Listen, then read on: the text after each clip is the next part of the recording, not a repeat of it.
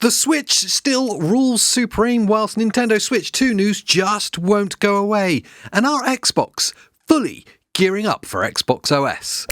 Welcome back to 128KB. This is your quick bit of gaming news where we catch up on the world of gaming this week in a short news-like video. And you've guessed it by now, these videos aren't short nor news-like because I'm too excitable to be impartial. But if you do have the attention span of a goldfish and it is too long for you, well, they are all chaptered below. Yes, the story, so you can just click ahead and skip to the bit you like. Probably the end, knowing my luck, where I finish and you don't look at me anymore.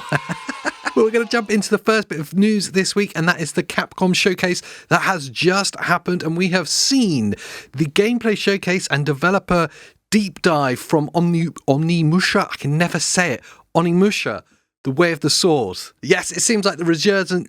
What is it with not being able to talk today? It seems like the resurgence of that early 2000s hack and slash awesomeness is now in full swing. Recently, of course, we saw with the Xbox Developer Direct Ninja Gaiden 4 and Ninja Gaiden 2 being remastered. That's coming back. And of course, this whole kind of slew of Japanese-styled hack and slash games are with us. And you know what? I'm totally here for it because I do love that style of action gameplay, and this looks like even more of it. It is, of course, the long-awaited return of Onimusha. I can't say it. Just type below how it should be said and just accept that I'm an idiot.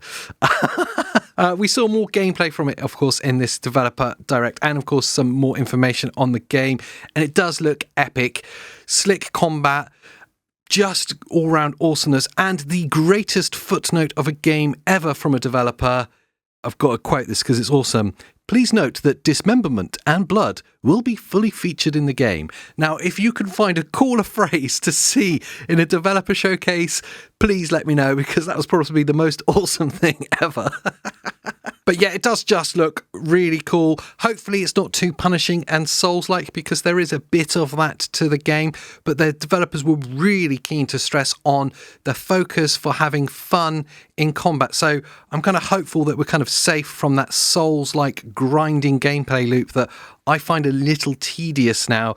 It's coming to PlayStation, Xbox and Steam in 2026, but that wasn't all from the Onimusha stable. I still can't say it right. Capcom also announced the fully remastered version of Onimusha 2 is in production right now, and it will be dropping sometime this year. So no fixed date exactly on that, but we do know that it is coming for PlayStation, Switch, Xbox, and of course Steam as well. Also, kind of randomly, they confirmed that it's PS4 and Xbox One, which does seem kind of a little bit odd for a 2025 release, let's be honest. But, you know, for those people still stuck in the past, well, you'll be able to enjoy this remaster of an old game too. Anyway, either way, we're fully back into that early 2000s hack and slash awesomeness.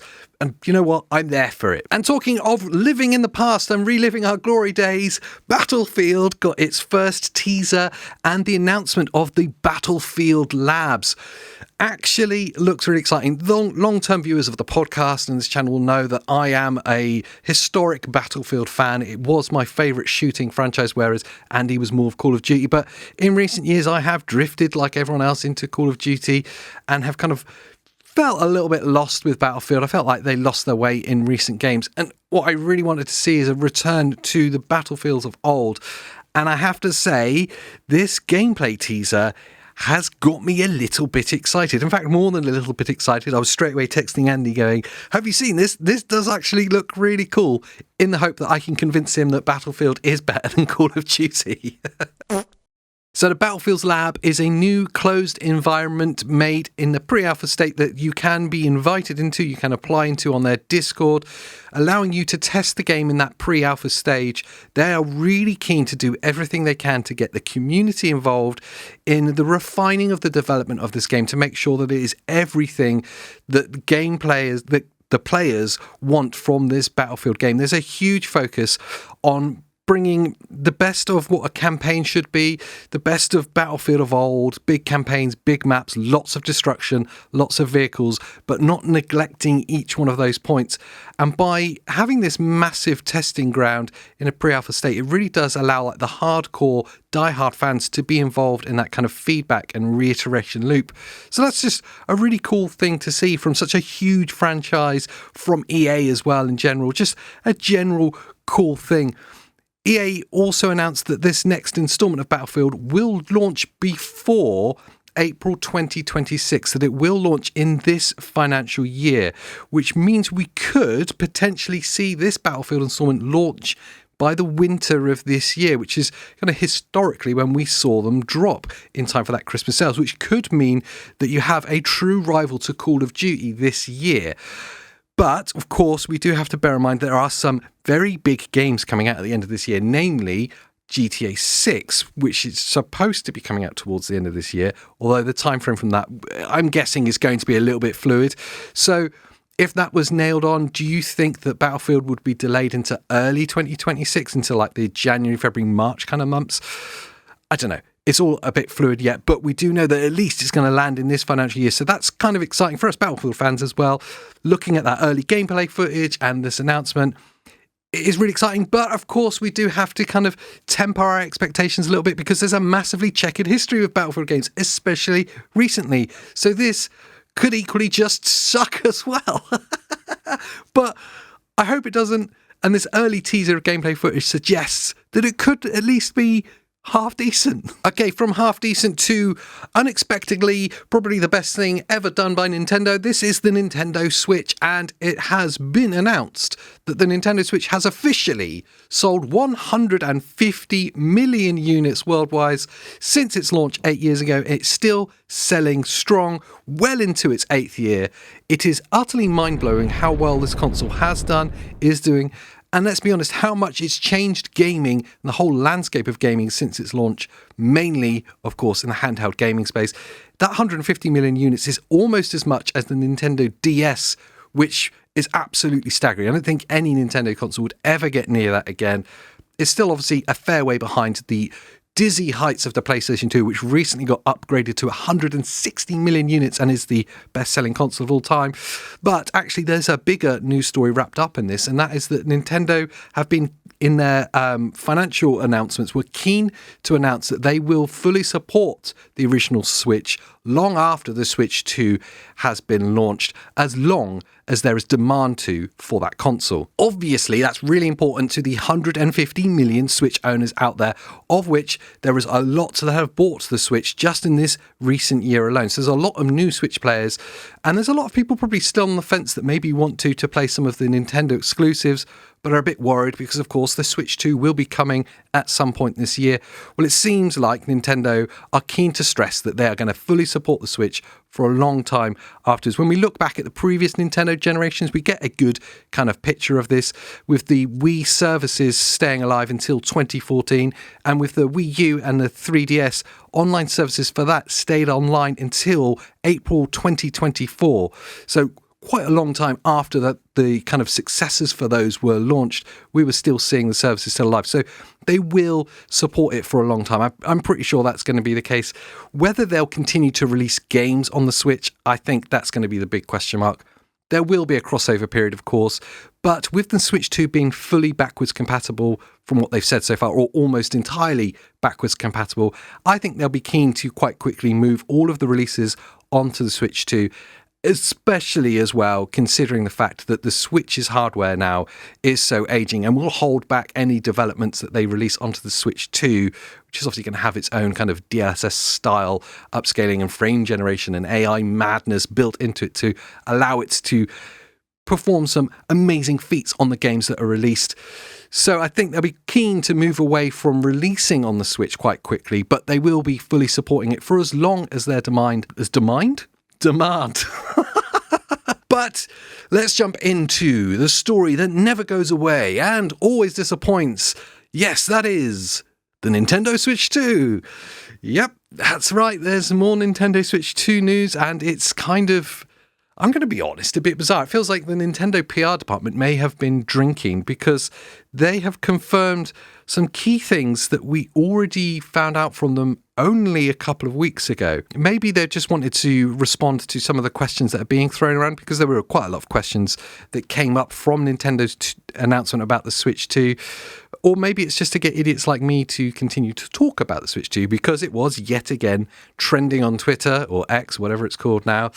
Firstly, they wanted to confirm that there will be no delay to the launch date, which is Well, it's a funny thing to say, isn't it, when there's not been actually a launch date set. So there's no public launch date, but they want you to know that they are sticking to their plan and that there'll be no delay to that unannounced launch date.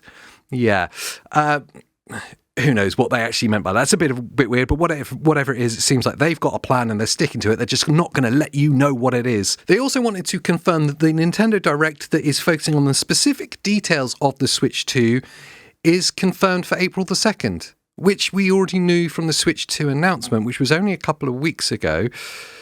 So I don't really understand why they've said this. Looking at the internet today, all of the major gaming publications were keen to publish this as a headline. Nintendo Switch Direct confirmed for April the 2nd with Switch 2 details. And I'm kind of thinking, well, we already knew this. Why are we getting more confirmation from this? Are we just talking about it because it's something to talk about? Or did they not tell us this? Did they imagine it? Did I imagine it even? Or maybe I'm some kind of time traveler or I'm psychic. I don't know. It's weird. It's kind of spun me out a bit, if I'm honest. But anyway, they confirmed that the Nintendo Direct is happening April 2nd for the Switch 2 details. I'm sure we already knew that, but there it is again anyway. And also, whilst we're talking about the Switch 2, the Nintendo president, let me butcher his name quickly, Shuntaro Furukawa. I don't know. I'm trying to get the Japanese right. I'm sorry. That's the second thing I've messed up in this video. He was talking to press in Japan and he wanted to stress how Nintendo are working to fight the scalping problem that's inevitably going to happen with the Switch 2, saying that Nintendo are, and I quote this, taking all possible measures to combat the scalping of the Switch 2 at launch. So I don't know how they're planning on to do that. Maybe it's Nintendo Ninjas. Maybe this is the confirmation of Nintendo Ninjas. Maybe, I've got it. Maybe they're going to take their copyright team and hunt down people that are scalping. Seriously, I don't actually know how they plan on combating the scalping, bar ensuring there's a huge supply of Switch 2s, more than there is demand for it, which is never really the case, or selling direct to consumers only on their website or something like that, or just to Nintendo account holders. But again, I feel like that's really unlikely when you consider the amount of retailers, like high street retailers, that are going to want to get hands-on with this and sell it. So really only leaves two possibilities, and that is the copyright ninjas or Emmy, and that's just going to hunt you down and kill you in a Metroid Dread terrifying fashion. All right, let's jump into all things Xbox, and yes, of course, Xbox OS, which is all I want to talk about right now, and it is truly tinfoil hat time. And actually, it's time for a new segment of the news video that I'm just making up on the spot right now, and I probably will forget to do it in the future because I'm just making it up. And let's call it something like AJ jumps to extreme conclusions from seemingly incidental news stories because they're probably unrelated to each other, but he's too excitable to ignore them. That title is a work in progress. That is, Xbox are gearing up fully for Xbox OS. Okay, so there's an incidental news story and there's something bigger that I think is at play here. Xbox have just announced that Quests are now available on PC for the, obviously, Game Pass Ultimate members that are playing on PC. If you don't know, maybe you've just been totally unaware, Quests is kind of like a trophy reward system that's built into Game Pass where you get reward points for doing certain achievements. It could just be logging into Game Pass. It could be playing games or doing certain things in certain games. You get reward points for them, and if you get some reward points, you can exchange them for certain rewards, like maybe £5 off a Game Pass subscription or whatever it is that Microsoft are offering in the moment. It's a fun little thing that they've got built in, and it's just part of Game Pass. So, on face value, it's actually really cool that they've rolled that out to PC because it just kind of equalizes the experience that, and fully aligns the experience that Xbox players and PC Game Pass players now have. And for me, that's where the excitement comes in. That's where the kind of tinfoil hat of conspiracy, and I'm making this up so I go along, comes in. But I think this aligning of experience is something that we're going to see more and more of over the next few weeks and months as we get closer to the launch, the inevitable launch of an Xbox OS for PC, and primarily for PC handhelds like the Asus ROG Ally X, because we need it and we want it. But there are certain things that there is a disparity between the experiences of what Game Pass on Xbox players will experience and Game Pass PC players will experience. And I think what we're going to see is this aligning of experiences, this leveling up for the PC experience so it's fully in line with Game Pass, and things like quests is a really important step towards that. It's a very incidental step. It's seemingly kind of a bit pointless to do it because on face value it doesn't really mean anything, but it's an incremental step into aligning the experiences between Xbox and PC until we have an Xbox OS or Microsoft Gaming OS, whatever it's going to be called, that Xbox shell that's going to sit on top of a streamlined, gaming-friendly, handheld-friendly version of Windows. And really, we know that this is Microsoft's target. We know that it's Phil Spencer's desire for the longest time. We know that he's also a PC handheld player and he wants to align his experiences fully. And he's spoken openly about there being a more gaming-friendly operating system for Windows and for those PC handhelds that are just gaming-focused machines. And we know that it's going to be sort of like how SteamOS sits on top of Linux. We're going to have an Xbox OS that sits on top of Windows. So really, this Quest news and kind of joining up to Xbox OS isn't too much of a tinfoil hat leap, but really it's just an exciting thought for us, especially in the handheld gaming space. It's just a genuinely exciting thought to see that this is genuinely playing out in real time. But I might be way off the mark and just be getting overexcited about nothing, which is entirely possible, by the way.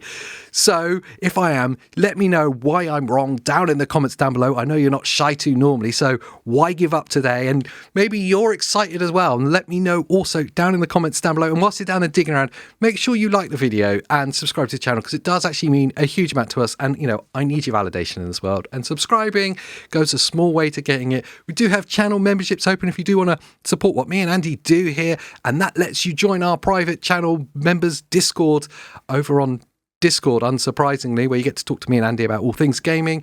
And talking of which, there is the podcast and some more videos slapped up by my face, so watch them. I know you'll like them. Until the next time, I'll see you next time. Jump, kick, it's all in the mind. If you want to beat me, you should find